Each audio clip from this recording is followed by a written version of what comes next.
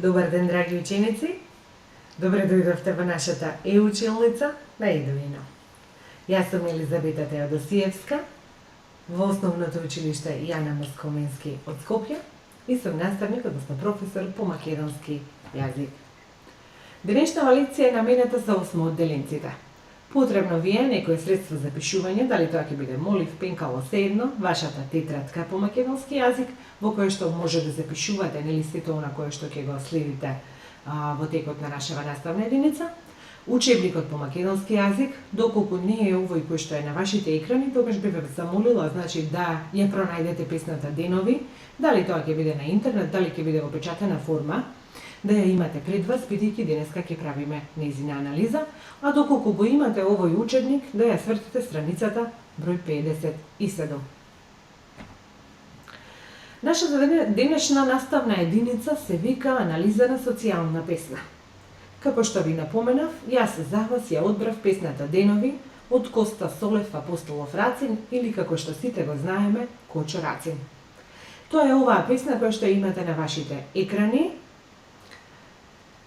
Пред да почнеме со анализата, збор 2 малку за Рацин, роден 1908 година, загинат 1943 година.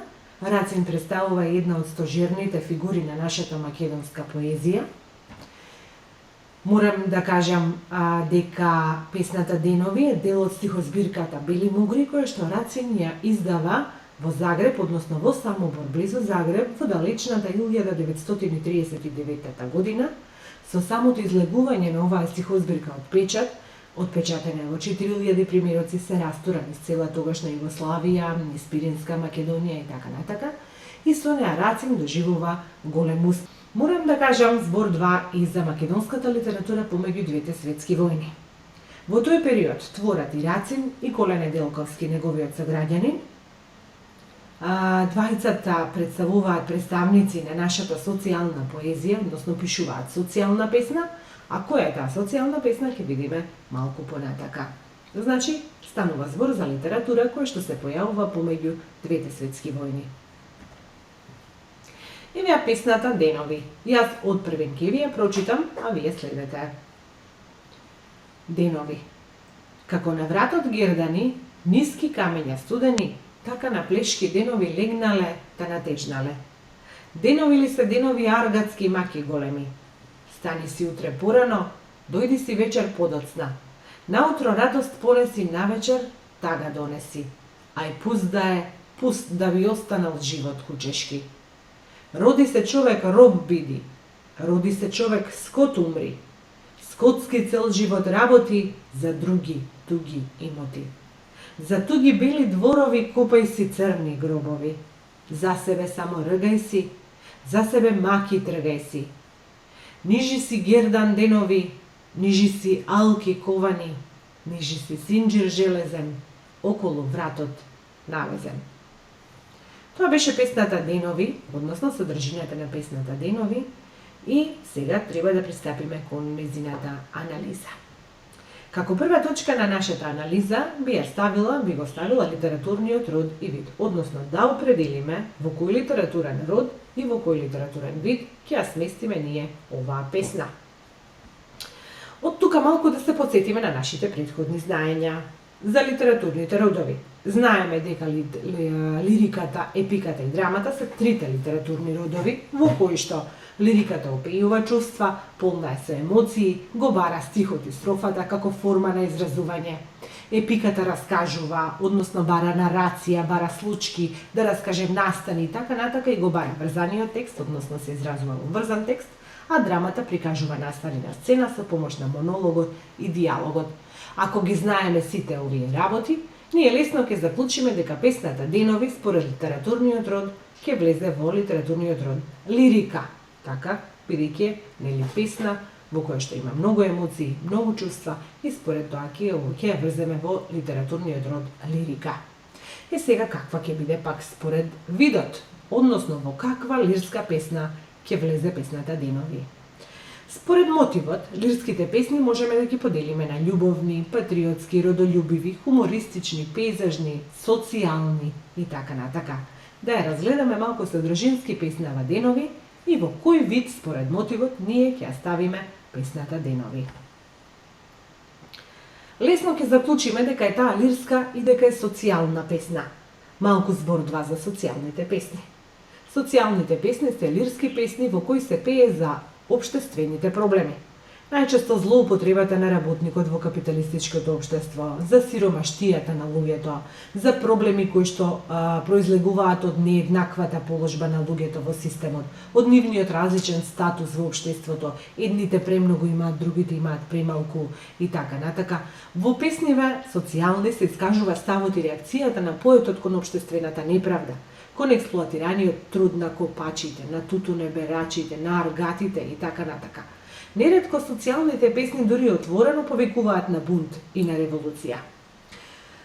Значи, тоа се песните кои што се социјални и оттаму ќе заклучиме дека денови е типично социјална песна. Втората точка на нашата анализа е мотивот. Да се потсетиме што беше тоа мотив. Мотивот е основна мисла водилка која што го натерала поетот, односно го инспирирала да напише песна. Па според вас, кој би бил мотивот кој што го натерал Рацин да ја напише оваа песна? Секако дека е тоа тешкиот живот на работниците. Рацин во оваа песна ги опишува аргатските денови кои што се долги и неиздржливи, денови што започнуваат со надеж дека нешто ќе се смени, но завршуваат со истата тага и очај дека ништо не се сменило. Аргатите се принудени да работат за друг за да преживеат, не се слободни луѓе, туку се робови на експлоаторите кои што им плаќаат толку малку колку што да сврзат крај со крај. Како број 3 во нашата анализа ќе биде композицијската поставеност на песната или композиција на песната или како физички песната е представена на хартија, односно од што е изградена нејзината физичка структура. Кога веќе правиме ваква анализа на песната, ние сме во доменот на версификацијата, односно во науката која што ја проучува песната, стихот, односно версот. Верс значи стих, оттаму версификација е наука за стиховите. Да ја погледнеме малку физички песната денови, како е таа изградена, како е напишена на хартија. Еве ја пред вас, ја имате на вашите екрани, се надевам дека ја имате и пред вас физички. Според строфата, да повториме некои работи од претходно учени од областа на версификацијата, според строфите, песните може да бидат астрофични, строфични и полистрофични или хетерострофични, зависно според која литература, теорија на литература гледаме. Астрофична песна ќе не биде она во која што нема строфи, односно една песна е само една строфа. Строфични песни се оние во кои што имаме строфи и во строфите има ист број на стихови. А полистрофична или хетерострофична песна ќе не биде она во која што има строфи, меѓутоа строфите се со различен број на стихови. Ако ја погледаме нашата песна, денови, ќе забележиме дека има строфи, оттаму астрофичната песна, значи ќе ја исклучиме, па или ќе биде строфична, или ќе биде полистрофична. Што мислите вие? Имаме строфи, меѓутоа да ги погледнеме строфите, дали се со ист број на стихови, или се со различен број на стихови. Првата строфа е составена од 4 стихови. Втората строфа е составена од 2. Па повторно имаме 4, па 2, па 4, па 2, па 4, па 2. Што значи дека песната денови можеме да кажеме дека е таа полистрофична, односно хетерострофична. Следната наша анализа ќе биде да ја разгледаме малку строфата според бројот на стиховите што ги има во неа. Според бројот на стиховите, строфите можат да бидат оние строфи кои што не се составени само од еден стих, ќе ги викаме моностих или моностиси, строфа од 2 стиха, дистих, 3 стих, од 3 стиха или терцет некаде, и строфа од 4 стихови се вика катрен или катрена. Ако ја погледнеме нашата песна денови, ќе видиме дека првата строфа ние составена од 4 стиха, значи ќе ни биде катрен. Втората строфа ни е составена од 2 стиха, па ќе ни биде дистих. Имаме такви 4 строфи Односно може да заклучиме дека во песната денови се менуваат катрени со дистиси, односно има 4 катренски строфи и 4 строфи кои што се дистих. И сите тие наизменично се менуваат. Следната точка во композицијската поставеност, односно во градбата наша на песната е да ја видиме метриката, односно да ги видиме терците или колкава ни е должината на стихот. Должината на стихот се всушност бројот на слоговите од кои што е составен стихот. Еве да ги земеме првите два стиха од нашата песна. Како на вратот гердани. Тоа ни се 8 слогови. Вториот стих ни гласи вака: ниски камења студени. Значи имаме повторно 8 слогови. Ако ги гледаме сите, ако ја мериме, значи должината на слоговите на секој стих од почетокот до крајот, во оваа песна ќе заклучиме дека сите стихови ни се составени од 8 слогови. Да повториме прво како се вика песните, односно должините на стиховите. Стих од 5 слогови ќе го викаме петерец, стих од 6 слогови шестерец, стих од 7 слогови ќе ни биде седмерец. Како ќе го викаме стихот кој што е составен од 8 слогови? Должината на стиховите во песната денови е 8-ерец или 8-терец, нели? А песната е под директно влијание на народната поезија, со бавен ритам, со патетичен тон се искажани елегичните чувства за тешкиот живот на македонскиот народ. Четвртата точка од нашата анализа е за стилот и јазикот. Кога зборуваме за стилот, стилистиката е една интересна наука која што ја има во многу области, односно во сите области на нашето обкружување, на нашиот живот. Имаме стил на пишување, имаме стил на однесување, стил на говорење, стил на шминкање, стил на движење и така натака. Значи во секоја наша област можеме да зборуваме за стилови. Оттаму и во литературата можеме да зборуваме за некои видови на стилови. Сега, не сите текстови се напишани во ист стил. Оттаму во литературата разликуваме 5 главни стилови. Првиот е научен, вториот е разговорен, третиот административен, четвртиот публицистички и петиот уметничко-литературен. Како ќе ги разликуваме ние литературните текстови, нели, кој во кој стил ќе влезе? Научниот текст нормално ќе го користат оние кои што се занимаваат со наука. Сите учебници, например, кои што ни се по математика, по хемија, биологија, па и дури оне по македонски јазик, влегуваат во научниот стил. Нели, тоа се проверени факти, тоа се докажани научно работи кои што треба ние да ги знаеме или да ги споделиме и така натака, општо признати, кои што се вистински релевантни, тогаш станува збор за научен стил. Разговорен стил. Разговорниот стил го употребуваме секојдневно во нашата секојдневна комуникација, во домашни услови, во разговорот со пријателите, во комуникацијата со надворешната средина и така натака. Тоа е оној јазик кој што е без ограничувања, кој што е полн со жаргони, со сленгови и така натака, значи еден слободен стил и тој го викаме, нели, разговорен. Административен стил употребуваме кога општиме со некоја институција. Дали тоа ќе биде фактура за купен производ, дали тоа ќе биде некоја молба и жалба која што ќе ја доставиме до некоја институција и така натака. Сите тие видови на текстови кои што се користат, кои што се пишани прво по една строга определена форма, се викаат административни текстови, закони, подзакони, амандмани и така натака. Сите тие исто влегуваат во административниот стил. Публицистички стил. Оној стил кој што го имаме во мас медиумите, кој што се користи да ни привлече внимание, да не информира за нешто и така натака, представува публицистички стил. Што значи стилот кој што ќе го употребуваме во весниците, во информирањето и така натака, се вика публицистички стил.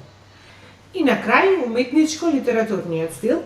Тоа е оној стил за кој што зборуваме на часовите по македонски јазик кога обработуваме литературни текстови, без разлика од кој литературен род се, дали се од литературниот род лирика, епика, драма, значи сите тие спаѓаат во уметничко-литературниот стил. Значи сета онаа литература, односно сета уметност пишана од некој автор, представува уметничко литературен стил.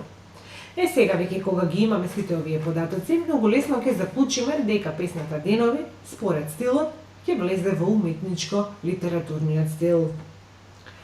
Јазикот може да биде или народен, или литературен, во зависност од тоа како авторот творел и со кој јазик се користел. Ако знаеме дека нашиот современ македонски јазик е стандардизиран, односно оформен 1944 година на 2 август, тогаш ќе заклучиме дека нели Рацин пишува со некој народен дијалект и тоа со велешкиот дијалект, иако велешкото наречие, говорно подрачје, е еден од оние дијалекти кој што е земен за формирање на нашиот литературен јазик. Така што и јазикот на Рацин по голема мера нели влегува во таа наша стандардна норма.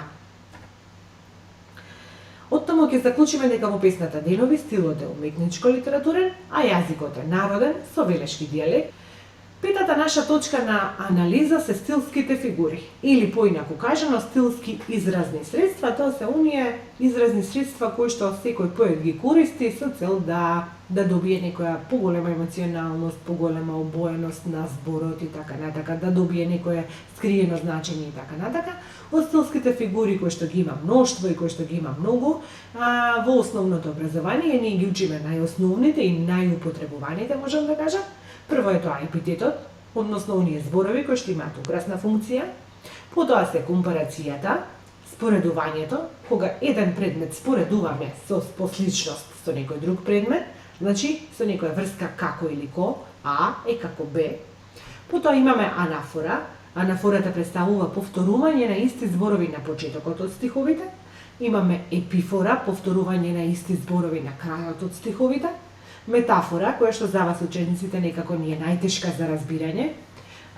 Метафората представува заменување на еден поим со друг според сличноста. Значи, ако во компарацијата споредуваме, во метафората заменуваме. Така што првиот поим овој А со кој што го споредуваме, вториот поим го немаме, ја имаме само здадена споредбата. Ајде сега да почнеме од почеток.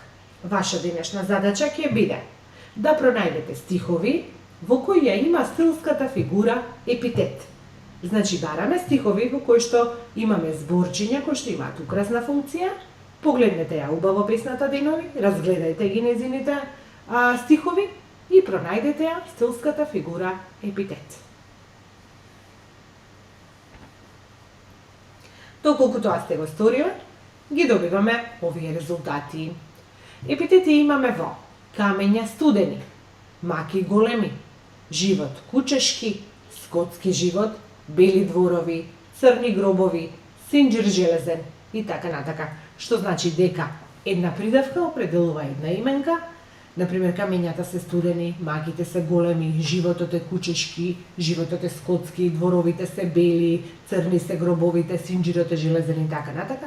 Значи сите овие зборови ја дообјаснуваат некако именката и даваат некоја обоеност. Втората стилска фигура која што треба да ја определиме е стилската фигура компарација. Доколку тоа го сторивте, споредување имаме во деновите на работниците се толку мачни, што како гердан од камења постојано висат на вратот на аргатот, односно на работникот. Имаме споредба, односно компарација во зборовите Денови како камења. Следната стилска фигура која што треба да ја определиме е анафора. Анафората нели ни беше повторување на исти зборови на почетокот од стиховите. Ајде пронајдете ми стихови во кои што има повторување на истите зборови на почетокот од стиховите. Ги добивте следниве резултати. Роди се човек, роб биди. Роди се човек, скот умри. За себе само ргај си. За себе маки тргај си. Нижи си гердан Денови. Нижи си алки ковани. Нижи си синџир железен. Овие зборови кои што ви се болдирани со црвено представуваат анафора, односно повторување. Следната ваша задача. Пронајдете стихови во кои што ќе има стилска фигура метафора. Значи зборуваме едно, ама мислиме нешто слично. нешто друго. Доколку ја завршивте вашата задача, метафора добиваме во. Поетот го прикажува постојаното трајното страдање на аргатите, кои до крајот на својот живот ќе си го нижат герданот од тешки денови. Метафорично, аргатскиот, односно работничкиот живот, поетот го представува како железен зинџир од алки кои што се ковани. Животот на работникот, уште една метафора, нели? Метафорично е кажан дека е кучешки или скотски и така натака. И тоа ви е уште една метафора. Сега стилската фигура која што најмногу ја отсликува оваа песна или која што најмногу ја има во оваа песна, таа е нова, досега неучена и се вика контраст. Што ќе биде контраст? Контраст е споредба на два исклучително спротивни поими со цел да се покаже нивната различност, нивната спротивност, нивната контрастност. Например, контраст имаме во бели дворови, црни гробови. Наутро радост понесува, навечер тага донесува. Сето тоа значи ја потенцира огромната социјална разлика на богатите и на сиромашните, односно на оние кои што експлоатираат и на оние кои што се експлоатирани. За некој може да живее и раскошно и убаво во големи куќи, во големи дворови, а другиот доволен му е и гробот. Лирското јас или лирскиот субјект, тоа е гласот во лирската песна. Ако поетот ја напишал песната во прво лице еднина, не значи дека тој пишува за себе. Тој и да пишува за себе, напишаното е креација, значи измислено, дообликувано, дооформено и така натака, и затоа никогаш не треба да се изедначува лирскиот субјект со авторот. И за крајот, како седма точка од нашата анализа, треба да ги земеме поетските слики, односно да ги определиме поетските слики кои што ги има во оваа песна. Обидете се да ги откриете и да ги опишете поетските слики во песната Денови.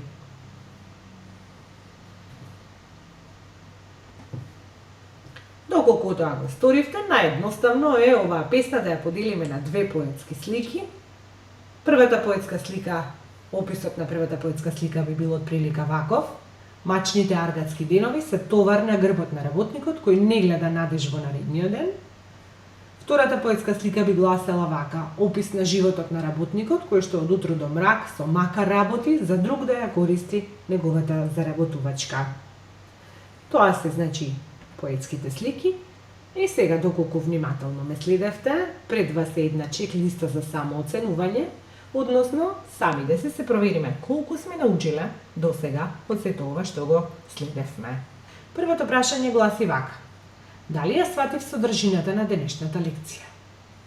Второто прашање: дали ја знам содржината на песната Денови од Кочораци? Следното прашање: дали знам кои песни се викаат социјални? И последното прашање: дали знам да наведам автори кои пишувале социјална поезија? Доколку на повеќето прашања одговоривте со да или делумно, вашата наставна единица е солидно усвоена. За крај, задача за дома. Истражувајте за животот и делото на Кочорацин. Истражете повеќе за останатите песни во стихозбирката Бели мугри. Толку од мене, ви благодарам на вниманието. До следното видување, довидување.